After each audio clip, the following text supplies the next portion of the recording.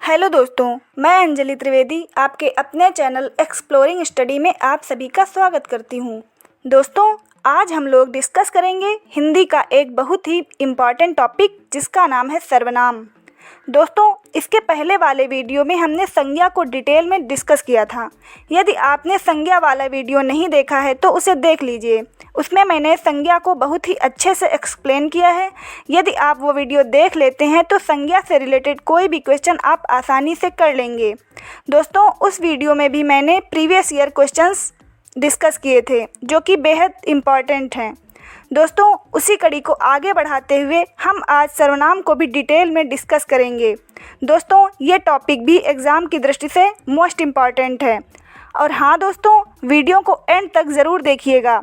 इसमें भी मैंने प्रीवियस ईयर क्वेश्चंस डिस्कस किया है। दोस्तों, जो प्रीवियस ईयर क्वेश्चंस होते हैं वो बहुत ही इम्पॉर्टेंट होते हैं क्योंकि क्वेश्चन बार बार रिपीट होते रहते हैं।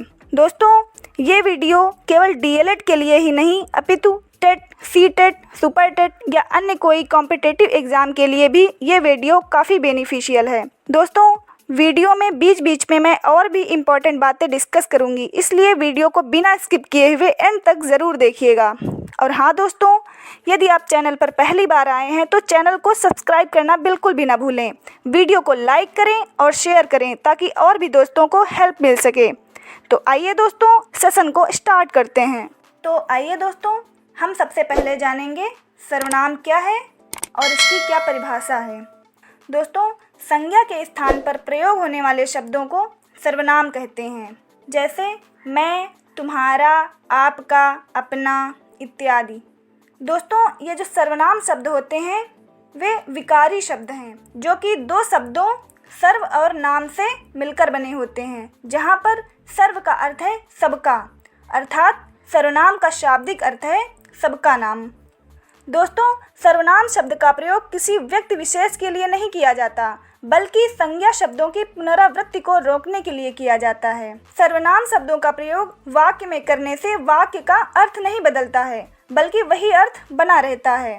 दोस्तों, अब हम सब डिस्कस करेंगे सर्वनाम के प्रकार। दोस्तों, सर्वनाम 6 प्रकार के होते हैं, जिसमें से पहला प्रकार है पुरुषवाचक सर्वनाम, दूसरा प्रकार है निश्चयवाचक सर्वनाम, तीसरा प्रकार है अनिश्चयवाचक सर्वनाम, चौथा प्रकार है संबंधवाचक सर्वनाम, पांचवा प्रकार है प्रश्नवाचक सर्वनाम और छठा और लास्ट प्रकार है निजवाचक सर्वनाम। दोस्तों, ये हुए सर्वनाम के प्रकार जो कि मुख्यतः 6 प्रकार होते हैं। दोस्तों, अब हम इन्हीं सर्वनामों की डेफिनेशन जानेंगे, उससे जुड़े हुए एग्जाम्पल्स जानेंगे और डिटेल में डिस्कस करेंगे। सेशन को आगे बढ़ाते हुए हम सब डिस्कस करेंगे सर्वनाम का पहला प्रकार यानी कि पुरुषवाचक सर्वनाम। तो दोस्तों, जो सर्वनाम शब्द बोलने वाले, सुनने वाले या किसी अन्य व्यक्ति के लिए प्रयुक्त होते हैं वे पुरुषवाचक सर्वनाम कहलाते हैं। दोस्तों, वे सर्वनाम शब्द जो वक्ता, श्रोता या अन्य के लिए प्रयुक्त होते हैं वही पुरुषवाचक सर्वनाम होते हैं, जैसे हम, तुम, यह, वह आदि। दोस्तों, यहाँ पर हम सब ने जाना कि जो पुरुषवाचक सर्वनाम होता है वो वक्ता, श्रोता और अन्य ये तीनों लोगों के लिए यूज किया जाता है। दोस्तों, यहाँ कुछ उदाहरण दिए गए हैं, जिसमें से पहला उदाहरण है यह मेरा पेन है, दूसरा उदाहरण है वह मेरा पड़ोसी है। तो दोस्तों, यहाँ पर यह, वह पुरुषवाचक सर्वनाम है। दोस्तों, ये पुरुषवाचक सर्वनाम भी 3 प्रकार के होते हैं, जिसमें से पहला है उत्तम पुरुष, दूसरा है मध्यम पुरुष और तीसरा है अन्य पुरुष। आइए डिस्कस करते हैं पुरुषवाचक सर्वनाम का पहला प्रकार यानी कि उत्तम पुरुषवाचक सर्वनाम। दोस्तों, बोलने वाला या लिखने वाला अपने नाम के स्थान पर जिस शब्द का प्रयोग करता है वह उत्तम पुरुषवाचक सर्वनाम कहलाता है, जैसे मैं, मुझे, हम, हमें आदि। यानी कि जो वक्ता होता है वो अपने लिए जो भी सर्वनाम शब्द का प्रयोग करता है वो उत्तम पुरुषवाचक सर्वनाम कहलाएंगे। उदाहरण दिया गया है, अनुज ने कहा मैं आज कार्यालय नहीं जाऊंगा। तो इसमें मैं जो प्रयुक्त हुआ है तो ये अनुज ने अपने लिए प्रयुक्त किया है, इसलिए यहाँ पर उत्तम पुरुषवाचक सर्वनाम है। इसका दूसरा एग्जाम्पल है हम आज चिड़ियाघर देखने जाएंगे। तो दोस्तों यहाँ पर जो हम शब्द है ये उत्तम पुरुषवाचक सर्वनाम का उदाहरण है।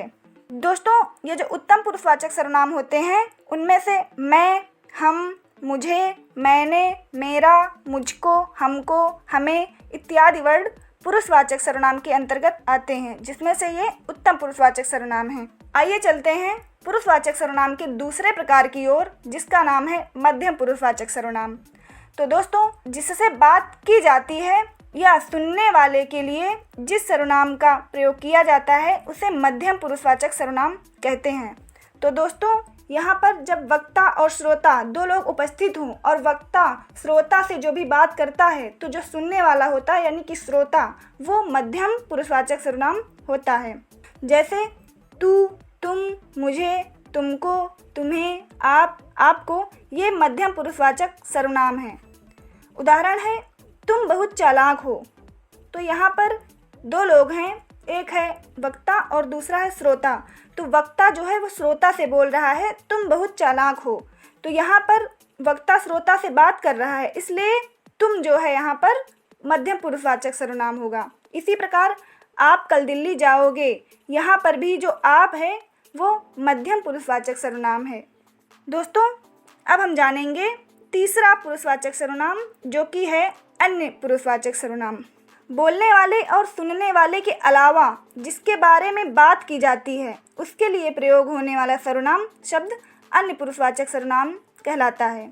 तो दोस्तों यहाँ पर जब तीन लोग उपस्थित ना होकर सिर्फ दो लोग उपस्थित हों लेकिन बात किसी अन्य के बारे में कही जाए, तीसरे के बारे में कही जाए, तो जिसके बारे में कही जाती है वही अन्य पुरुषवाचक सर्वनाम कहलाता है।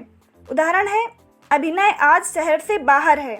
यहाँ पर सिर्फ दो लोग प्रेजेंट हैं यानी कि वक्ता और श्रोता।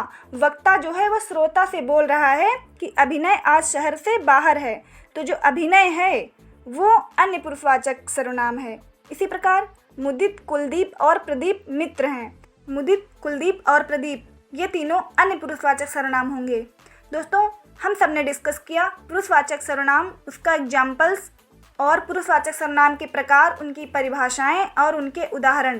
दोस्तों अब हम डिस्कस करेंगे सर्वनाम का दूसरा प्रकार यानी कि निश्चयवाचक सर्वनाम।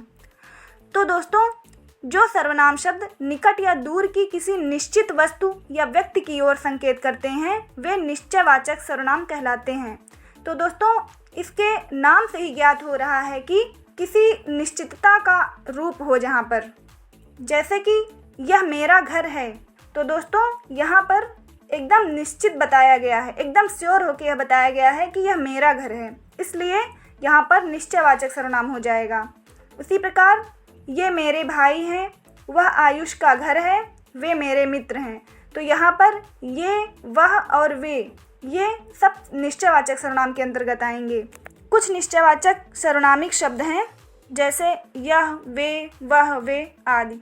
दोस्तों ये निश्चयवाचक सर्वनाम ये समझ लीजिए एक संकेतवाचक सर्वनाम है। आइए दोस्तों डिस्कस करते हैं सर्वनाम का तीसरा प्रकार यानी कि अनिश्चयवाचक सर्वनाम। तो दोस्तों जिन सर्वनाम शब्दों से किसी निश्चित व्यक्ति या वस्तु का बोध नहीं होता है वे अनिश्चयवाचक सर्वनाम कहलाते हैं। जैसे कोई, कुछ, किसी, बहुत ज़्यादा, बहुत कम आदि। तो दोस्तों जिस सिचुएशन में श्योरिटी ना हो, डाउटफुल कंडीशंस हो, वहाँ पर अनिश्चयवाचक सर्वनाम होगा। उदाहरण है छत पर कोई है। दूसरा उदाहरण है वह कुछ देख रही है। यहाँ पर कोई और कुछ ये अनिश्चयवाचक सर्वनाम होंगे। दोस्तों जैसे कि कोई उदाहरण है ऐसा ना हो कि कोई आ जाए, तो यहाँ पर भी एक डाउटफुल सिचुएशन है, इसलिए यहाँ पर अनिश्चयवाचक सर्वनाम होगा। आइए दोस्तों अब डिस्कस करते हैं सर्वनाम का चौथा प्रकार संबंधवाचक सर्वनाम। तो दोस्तों वाक्य में संज्ञा या सर्वनाम के साथ संबंध प्रकट करने के लिए जिन सर्वनाम शब्दों का प्रयोग होता है संबंधवाचक सर्वनाम कहलाते हैं। जैसे जैसा वैसा, जो सो, जहाँ वहाँ, जिसकी उसकी आदि। इसका एग्जाम्पल दिया गया है जहाँ चाह है वहाँ राह है। दूसरा एग्जाम्पल है जिसकी लाठी उसकी भैंस। तो दोस्तों जहाँ पर जहाँ, वहाँ, जिसकी, उसकी आदि शब्द मिले वो संबंधवाचक सर्वनाम होते हैं। दोस्तों जैसे वह कौन है जो दरवाजे पर खड़ा है, तो यहाँ पर एक संबंध बताया जा रहा है, तो इसलिए यहाँ पर संबंधवाचक सर्वनाम हो जाएगा। इसी प्रकार अन्य एग्जाम्पल्स हैं जैसे जिसकी लाठी उसकी भैंस, तो यहाँ पर जिसकी उसकी ये संबंधवाचक सर्वनाम के अंतर्गत आ जाएगा। इसी प्रकार जैसी करनी वैसी भरनी, जैसा देश वैसा भेष, तो यहाँ पर जैसा जैसी वैसा वैसी ये सब जो हैं संबंधवाचक सर्वनाम होंगे। आइए चलते हैं सर्वनाम के 5वें प्रकार की ओर, जिसका नाम है प्रश्नवाचक सर्वनाम। तो दोस्तों, जिन सर्वनाम शब्दों का प्रयोग प्रश्न पूछने में किया जाता है उन्हें प्रश्नवाचक सर्वनाम कहते हैं। उदाहरण है, बाहर कौन है, तुम यहाँ क्या कर रहे हो। तो दोस्तों, यहाँ पर कौन, क्या, ये सब प्रश्नवाचक सर्वनाम के अंतर्गत आ जाएंगे। दोस्तों, जिस सर्वनाम से किसी प्रश्न का बोध हो वहाँ पर प्रश्नवाचक सर्वनाम होगा। और भी एग्जाम्पल्स हैं, जैसे कौन खेल रहा है, क्या आप घर पर रहेंगे। तो दोस्तों, यहाँ पर कौन और क्या ये सब प्रश्नवाचक सर्वनाम के अंतर्गत आ जाएंगे। दोस्तों, क्या शब्द का प्रयोग अप्राणीवाचक निर्जीव पदार्थों के लिए किया जाता है। आइए दोस्तों, अब जानते हैं सर्वनाम का अंतिम प्रकार, जिसका नाम है निजवाचक सर्वनाम। दोस्तों, जिन सर्वनाम शब्दों का प्रयोग स्वयं के लिए किया जाता है उन्हें निजवाचक सर्वनाम कहते हैं। जैसे स्वयं, अपने आप ही आदि ये वर्ड जो हैं वो निजवाचक सर्वनाम हैं। उदाहरण में है, पहला है उदाहरण, मैं यह कार्य स्वयं करूँगा। तो यहाँ पर जो स्वयं वर्ड आया हुआ है वो निजवाचक सर्वनाम है। इसी प्रकार मैं अपने आप विद्यालय चला जाऊँगा, आप जैसा समझे करें। तो यहाँ पर आप शब्द जो है वो निजवाचक सर्वनाम है। दोस्तों, निजवाचक सर्वनाम के अंतर्गत आप, अपना, अपने, आप स्वयं, निज, खुद आदि शब्द आते हैं। दोस्तों, सर्वनामिक शब्द जो तीनों पुरुषों उत्तम, मध्यम और अन्य पुरुष में निजता या निजत्व का बोध कराते हों वे सभी निजवाचक सर्वनाम कहलाते हैं।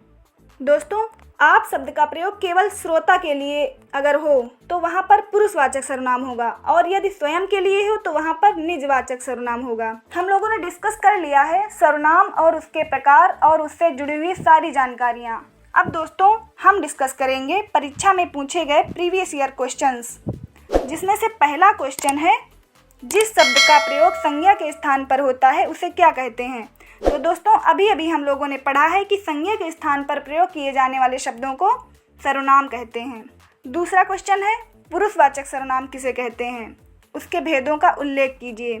तो यहाँ पर अभी हम लोगों ने देखा है, ये देखिए, हम लोगों ने यहाँ पर पुरुषवाचक सर्वनाम, उसके एग्जाम्पल्स, उसके भेद, उसकी भेदों की परिभाषाएं और उदाहरण सब कुछ डिटेल में पढ़ लिया है। तीसरा क्वेश्चन है, सर्वनाम के 2 उदाहरण लिखिए। तो दोस्तों, हमने सर्वनाम के कई सारे उदाहरण पढ़े हैं, उनमें से कोई भी 2 उदाहरण हम लिख सकते हैं, जैसे मैं, वह, इसका, उसका, और भी बहुत सारे हैं, उनमें से आप 2 कोई भी लिख सकते हैं। नेक्स्ट क्वेश्चन है, पुरुषवाचक सर्वनाम के प्रकारों के नाम लिखिए। दोस्तों, पुरुषवाचक सर्वनाम को हमने डिटेल में पढ़ा है, आइए देखते हैं। दोस्तों, यहाँ पर हमने पुरुषवाचक सर्वनाम और उसके एग्जाम्पल, उसके प्रकारों की परिभाषाएं सब कुछ डिटेल में पढ़ा हुआ है, आप इसको बहुत अच्छे से लिख पाएंगे। दोस्तों, नेक्स्ट क्वेश्चन है, संबंधवाचक सर्वनाम किसे कहते हैं, उदाहरण सहित लिखिए। दोस्तों, हम लोगों ने संबंधवाचक सर्वनाम को भी डिटेल में देखा हुआ है, आइए देखते हैं। संबंधवाचक सर्वनाम भी हम लोगों ने फुल डिटेल में पढ़ा हुआ है। यहाँ पर संबंधवाचक सर्वनाम की परिभाषा और उदाहरण हम लोगों ने पढ़ लिया है। नेक्स्ट क्वेश्चन है, कोई खड़ा है, इस वाक्य में प्रयुक्त कोई किस प्रकार के सर्वनाम है। पहला ऑप्शन है निश्चयवाचक सर्वनाम, दूसरा ऑप्शन है प्रश्नवाचक सर्वनाम, तीसरा ऑप्शन है निजवाचक सर्वनाम और चौथा और लास्ट ऑप्शन है अनिश्चयवाचक सर्वनाम। तो दोस्तों, यहाँ पर कोई ये एक अनिश्चितता का बोध करा रहा है, इसलिए यहाँ पर अनिश्चयवाचक सर्वनाम हो जाएगा, जो कि हम लोगों ने डिस्कस कर लिया है। नेक्स्ट क्वेश्चन है, पुरुषवाचक सर्वनाम किसे कहते हैं, उदाहरण सहित बताइए। दोस्तों, अभी ये क्वेश्चन पहले ही पूछा जा चुका है और दोबारा से फिर से रिपीट हुआ है, तो दोस्तों आप देख सकते हैं कि ये क्वेश्चंस कितने इंपॉर्टेंट होते हैं। नेक्स्ट क्वेश्चन है, सर्वनाम किसे कहते हैं, उदाहरण सहित बताइए।